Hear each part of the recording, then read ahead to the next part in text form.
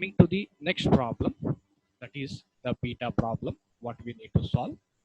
Here, a square lamina of 40 mm sides resting on HP such that one of its diagonals is inclined at 30 degrees to HP and 45 degrees to VP. Draw its projections.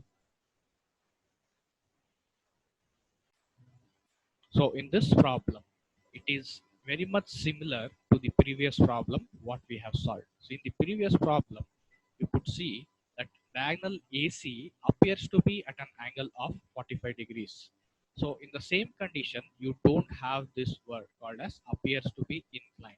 So during these cases, you will call it as a beta angle problem, so that the inclination will be at different angle. So here, the first two positions remain same. See here, a square lamina of 40 mm sides rests on HP such that one of its diagonals is inclined at an angle of 30 degrees to HP and 45 degrees to VP. Draw its projection. So here we need to remember that, see here, you have that one of its diagonals is inclined at 30 degrees to HP. See here, when you look from the top view, you can view diagonal AC and as well as diagonal BD. So here, when you look at the second position, so AC is nothing but one of its diagonal. This is inclined at an angle of 30 degrees. So here you should understand that whenever you have the problems such that one of its diagonals is inclined at 30 degrees, be careful that you are going to take a corner condition lamina. It will be not a edge condition lamina. It will be purely a corner condition lamina. Only when you take corner condition, then you will be able to view both the diagonals from the top view. When you view both the diagonals from the top view, one of the diagonals will be inclined to VP and HP. So in this case, similar to the previous problem, so I have taken a square lamina ABCD such that it is resting on one of its corner. So here it is resting on corner A itself.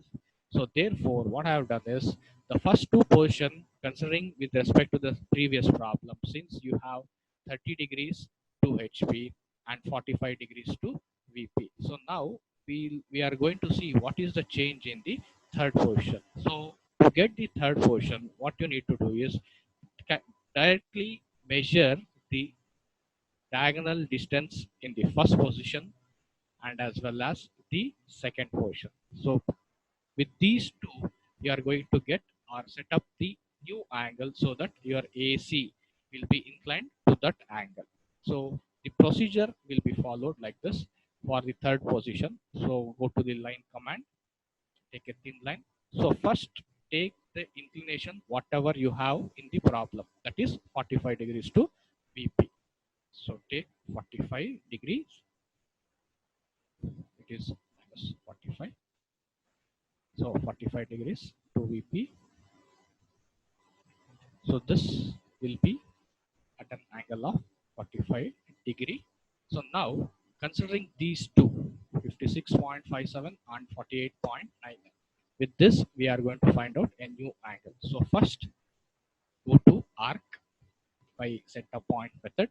Arc by center point method. For this, go to tools, IntelliSketch, option relationships, so that you are going to enable the center point. This is very important in this problem. Go to tools, IntelliSketch, relationships, enable the center point. Okay. So now you are going to arc by center point method. So from any point on this line, take the distance of 56.57. That is the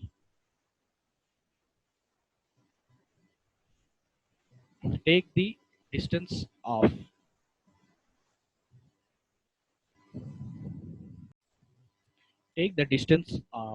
the diagonal dimension from the first position. It is 56, radius as 56.57, enter.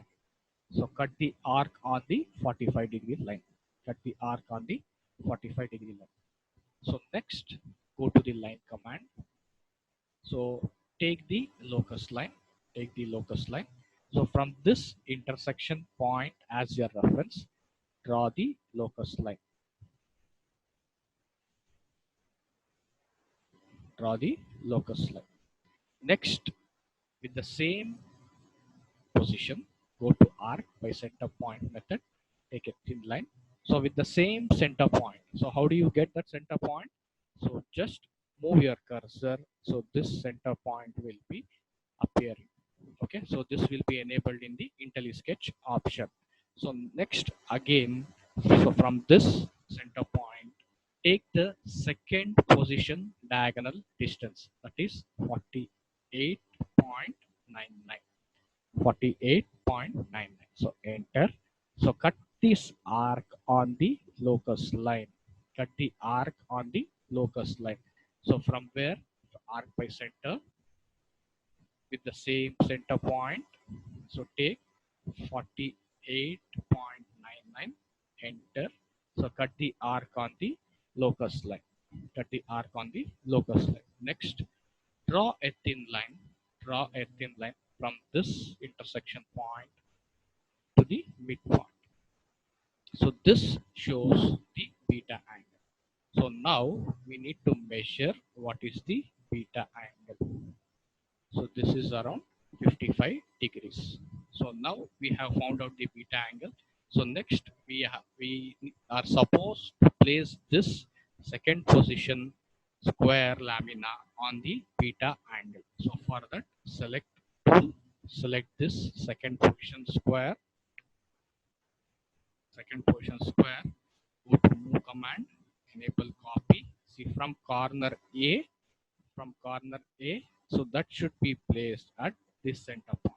To get the center point, just place your cursor on this arc so that you will get this center point. So place this at the center point, go to rotate command, directly go to rotate command. So from corner A, corner C, so we are not placing on the 45 degree line, we are placing it on the beta line. We are going to place it on the beta line. So next, take the projection lines. A will be ending on the XY line. B,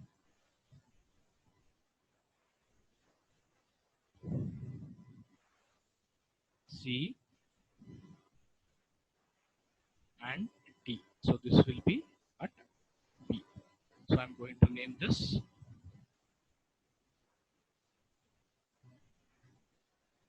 This is A dash, B dash, C dash, and D dash. So this are the corners between. Next, we are supposed to join this by a thick line. A dash, B dash, C dash, D dash, and E dash. So this is the difference between the problem what you had previously. This is a non-beta problem and this is a beta problem. So after this, you need to mention beta. So for that, go to text command. Instead of Times New Roman, change the font to simple. So beta, you press B, is equal to 55 degrees. So, okay, you can maintain as 55 degrees.